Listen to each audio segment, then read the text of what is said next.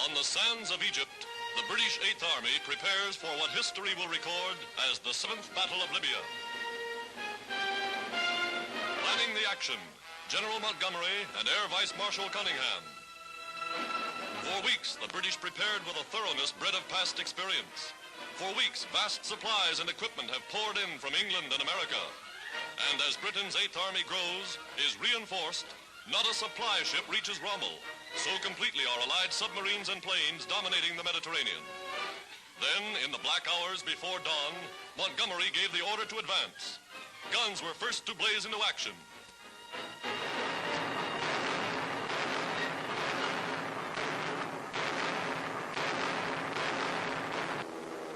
Daybreak, and squadrons of Allied fighter planes take to the skies.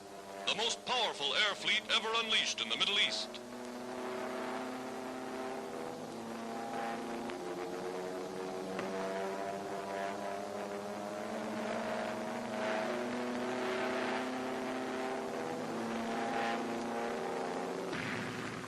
Montgomery's armored might begins to roll. The British offensive is on in force. From the sky, American and RAF bombers blast the enemy across a 40-mile front, unleashing tons of high explosive on Rommel's surprised and reeling Africa Corps.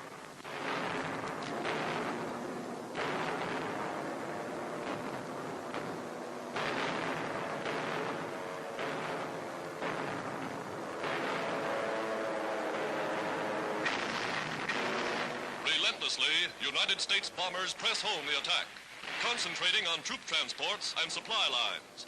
Yankee bombardiers and Britons repaying the Nazis for the strafing of helpless civilians who once fled along the choked and bleeding roads of Belgium and France.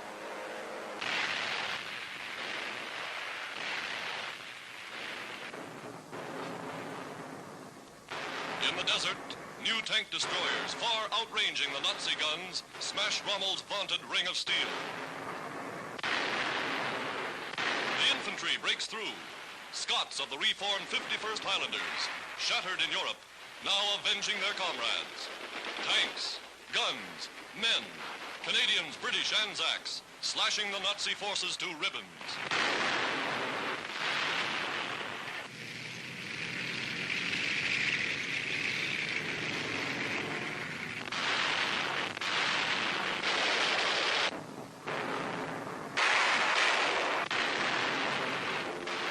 So complete is Allied air superiority that the Germans offer little resistance.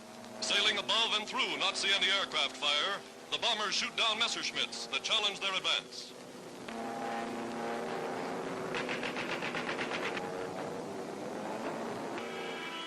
With devastating accuracy, bombs made in the USA spread havoc and destruction, take terrific toll of the shattered Nazi war machine. Outflanked, outgunned, outmaneuvered.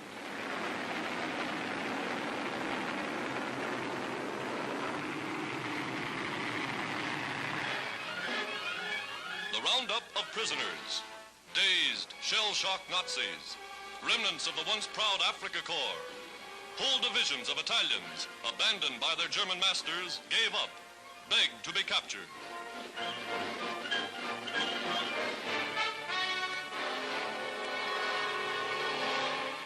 Pressing forward more than 35 miles a day, the British advance becomes the rout of Rommel.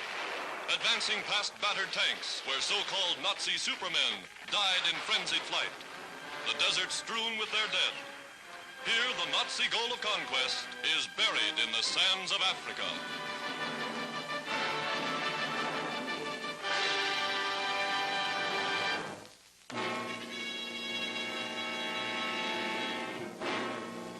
Gray dawn off the French North African port of Oran brings United Nations the best news yet.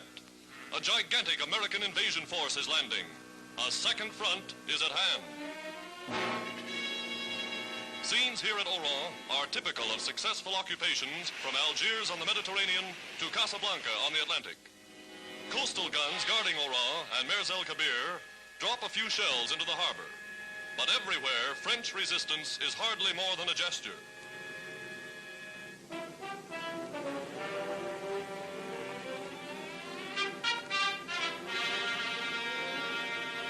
From transports standing offshore, United States troops observe the action, await the order to go in.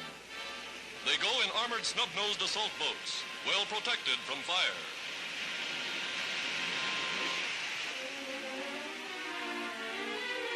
Wading ashore, the Americans establish beachheads exactly as planned months in advance.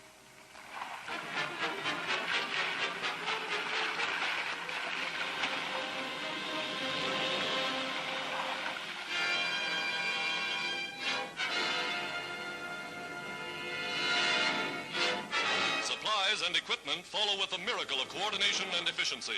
Everything is carried out according to schedule. Losses to French shipping are slight. French casualties during sporadic engagements are treated by American first aid and Navy doctors.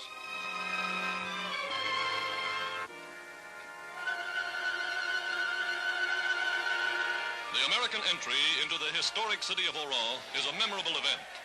For in seizing control of France's strategic North African ports, the United States is striking the first blow toward bringing about the collapse of the Axis.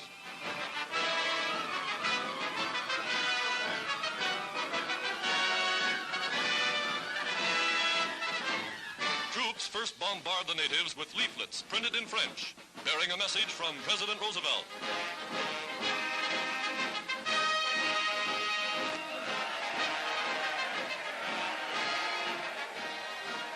Instructed to conduct themselves courteously toward the populace, the army takes over without incident.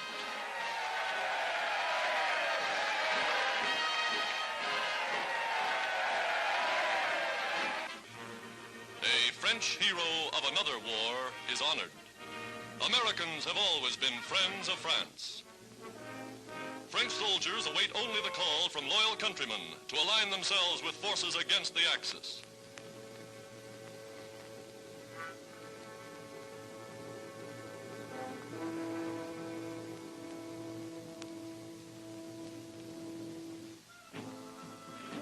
Natives of Oran look with interest upon the Americans, of whom they've heard so much.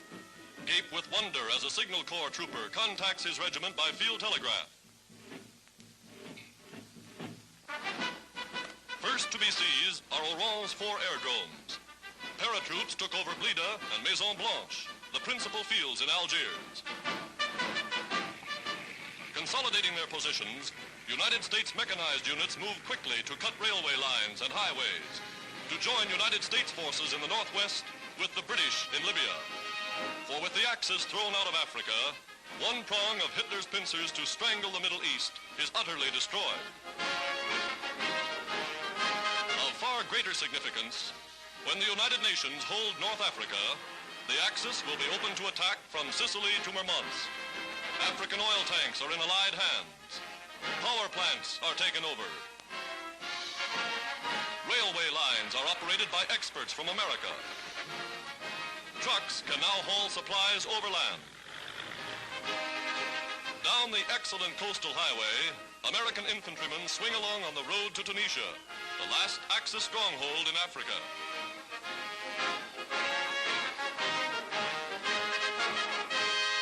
Opening phase of what military experts regard as a second front of major importance.